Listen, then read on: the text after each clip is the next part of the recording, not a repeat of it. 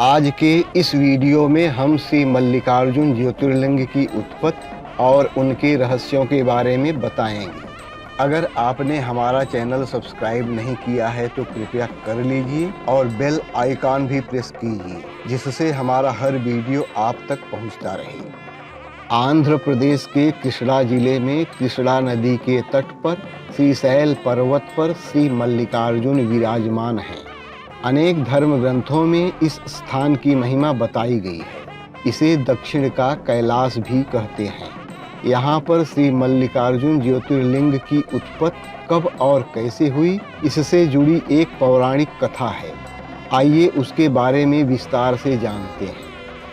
एक बार शिव और पार्वती के पुत्र स्वामी कार्तिकेय और श्री गणेश दोनों भाइयों का विवाह के लिए आपस में विवाद हो गया।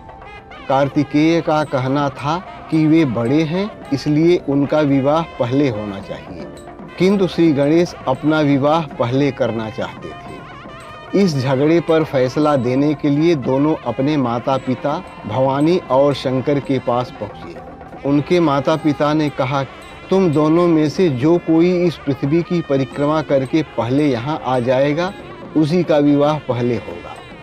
शर्त सुनते ही कार्तिकेय जी पृथ्वी की परिक्रमा करने के लिए दौड़ पड़े। इधर स्थूलकाय श्री गणेश जी और उनका वाहन भी चूहा।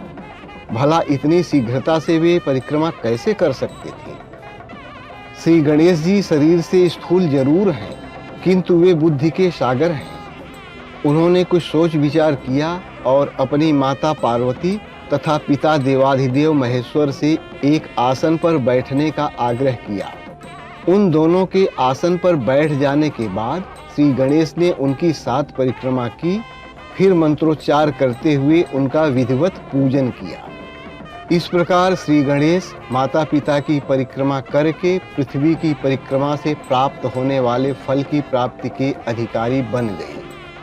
उनकी चतुर बुद्धि को देखकर शिव और पार्वती दोनों बहुत प्रसन्न हुए और उन्होंने श्री गणेश का विवाह भी करा दिया। स्वामी कार्तिकेय संपूर्ण पृथ्वी की परिक्रमा करके जब वापस पहुँचे तो महर्षि नारद द्वारा उनको ज्ञात हुआ कि श्री गणेश का विवाह विश्वरूप प्रजापति की पुत्रियों सिद्धि और बुद्धि के साथ हो चुका था। इतना ही नहीं, श्री गणेश जी को उनकी सिद्धि नामक पत्नी से क्षेम तथा बुद्धि नामक पत्नी से लाभ नामक 2 पुत्र रत्न की प्राप्ति भी हो गई थी। श्री गणेश का विवाह और उन्हें पुत्र लाभ का समाचार सुनकर स्वामी कार्तिकेय बहुत नाराज हुए और शिष्टाचार का पालन करते हुए अपने माता पिता के चरण छुए और क्रौंच पर्वत पर चले गए।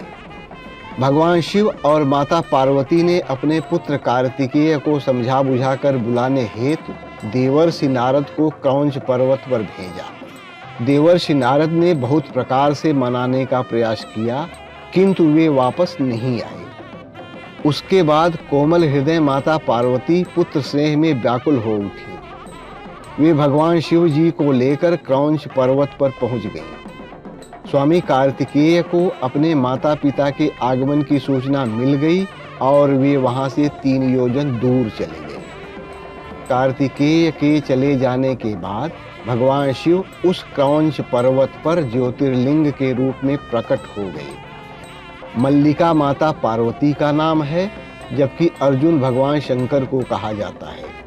इस प्रकार उक्त ज्योतिर्लिंग सम्मिलित रूप से मल्लिकार्जुन नाम से जगत में विख्यात हुआ। श्री मल्लिकार्जुन ज्योतिर्लिंग की उत्पत्ति के बारे में पुराणों में एक और कथा भी प्रचलित है, जो इस प्रकार है। क्रौंच पर्वत के निकट ही किसी चंद्रगुप्त नामक राजा की राजधानी थी। राजा की बेटी किसी संकट में घिर गई थी। समस्या के निवारण हेतु वह कन्या राजमहल छोड़कर पर्वत पर चली गई और पर्वत पर रहकर अपना जीवन यापन करने लगी। उसके पास एक अत्यंत सुंदर काले रंग की श्यामा गाय थी। वह कन्या अपनी गाय को अत्यधिक प्रेम करती थी और सेवा भी करती थी, लेकिन प्रतिदिन कोई न कोई व्यक्ति उस गाय का दूध निकाल लेता था। उस कन्या को समझ में नहीं आ रहा था कि ऐसा कौन कर रहा है। एक दिन कन्या ने स्वयं अपनी आंखों से उस श्यामा गाय का दूध दुहते हुए किसी चोर को देखा। उस कन्या को अत्यधिक क्रोध आया और वह गुस्से से चोर के समीप पहुंची तो आश्चर्यचकित रह गई, क्योंकि वहां कोई चोर नहीं था, बल्कि उसे शिवलिंग के दर्शन हुए। शिवलिंग के दर्शन से वह बहुत प्रसन्न हुई और उस स्थान पर उन्होंने एक मंदिर बनवाया। वही शिवलिंग और मंदिर आगे चलकर श्री मल्लिकार्जुन ज्योतिर्लिंग के नाम से प्रसिद्ध हुआ। पुरातत्ववेत्ताओं के अनुसार इसका निर्माण कार्य लगभग 2000 वर्ष प्राचीन है। इस ऐतिहासिक मंदिर के दर्शनार्थ बड़े बड़े राजा महाराजा समय समय पर आते रहे हैं। आज से लगभग 500 वर्ष पूर्व श्री विजयनगर के महाराजा कृष्णराय यहाँ पहुँचे थे। उन्होंने यहाँ एक सुंदर मंडप का निर्माण कराया, जिसका शिखर सोने का बना हुआ था। उनके 150 वर्षों के बाद महाराजा शिवाजी भी श्री मल्लिकार्जुन ज्योतिर्लिंग के दर्शन हेतु क्रौंच पर्वत पर पहुँचे थे।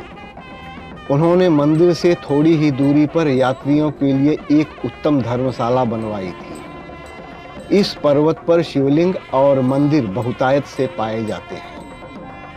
महाभारत के अनुसार श्री शैल पर्वत पर भगवान शिव का पूजन करने से अश्वमेघ यज्ञ करने का फल प्राप्त होता है।